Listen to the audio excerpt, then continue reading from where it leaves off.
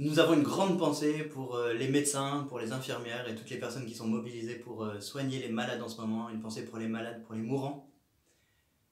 Nous ne sommes pas la première génération à être éprouvée par des catastrophes à grande échelle et il n'est pas rare que ces situations historiques aient fait naître des vocations ou des dévouements exceptionnels selon cette grande loi divine.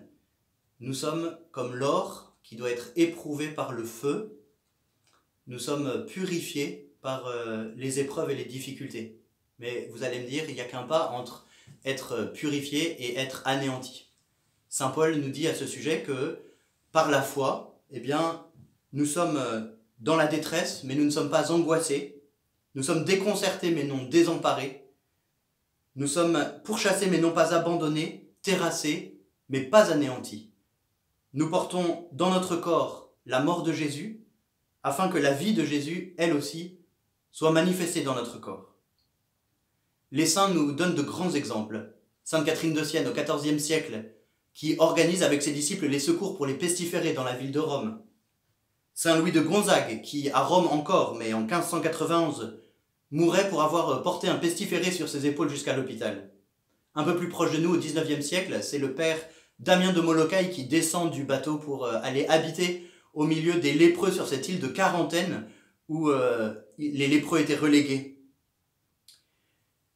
Et puis on pourrait citer aussi Saint Philippe Néri, ce Florentin qui a vécu au XVIe siècle à Rome, a vécu à une époque de grandes difficultés. La peste en 1520, le sac de Rome par les armées de Charles Quint en 1527, toutes les difficultés liées à l'émergence du protestantisme, les besoins impérieux de la réforme de l'Église. C'était, on peut le dire, une ambiance de fin du monde à son époque. D'ailleurs, ces questions autour de la fin du monde seraient un bon sujet pour une prochaine vidéo. Saint Philippe Néri, c'était un homme de feu, un familier de l'Esprit Saint, et comme toujours, quand l'expérience de Dieu est authentique, un homme très concret. Avant d'être prêtre, il avait fondé dans Rome un hôpital pour les pèlerins malades et pauvres qu'il allait recueillir lui-même dans les rues le soir. Il se déplaçait souvent pour aller prier pour les malades, pour les femmes enceintes sur le point d'accoucher. Une fois devenu vieux, ne pouvant plus se déplacer, il donnait lui-même sa barrette pour qu'on aille l'imposer sur le ventre des femmes au moment de l'accouchement. Le jeune prince Massimo, qui était son disciple, avant de mourir, avait fait appeler Saint Philippe. Saint Philippe arrive trop tard à son chevet, le prince est mort, mais à sa prière, le prince ressuscite et lui dit « C'est extraordinaire ce que j'ai vu là-haut, le ciel ». Il avait vu d'ailleurs sa maman, dont il était orphelin. Le prince se confesse et rend son âme à Dieu, pour de bon cette fois. Philippe Néri avait inventé le pèlerinage des 7 basiliques.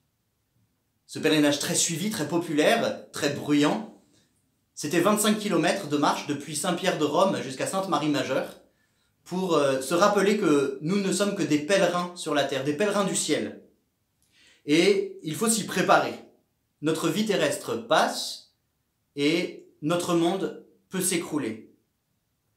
Seul ce qui aura touché l'éternité dans notre vie demeurera.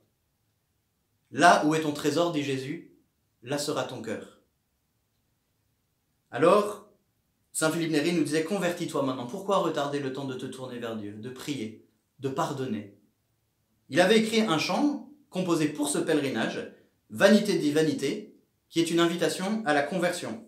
Alors voilà les paroles que nous allons vous chanter en italien. Vanité des vanités, toute chose est vanité. Le monde entier et ce qu'il contient, toute chose est vanité.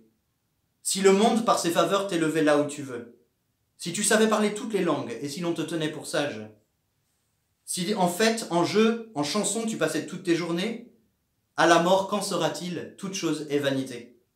Vas-y, accomplis tous tes désirs, en pleine santé, allègre et sans souffrance, mais à la mort, qu'en sera-t-il? Toute chose est vanité. Donc tourne ton cœur vers Dieu, donne-lui tout ton amour. Cela jamais ne te manquera, tout le reste est vanité. Si tu possédais tous les trésors de richesse, d'argent et d'or, si ton cœur se trouve ici-bas, jubilant à toute heure, à la mort, qu'en sera-t-il? Toute chose est vanité. Donc, mets un frein à tes désirs, cours vers Dieu qui t'accueillera toujours. Cela jamais ne te manquera, tout le reste est vanité. Allez, peut-être que dans 15 jours, c'est moi qui serai au ciel. C'est sérieux ça. Enfin, je voudrais être prêt.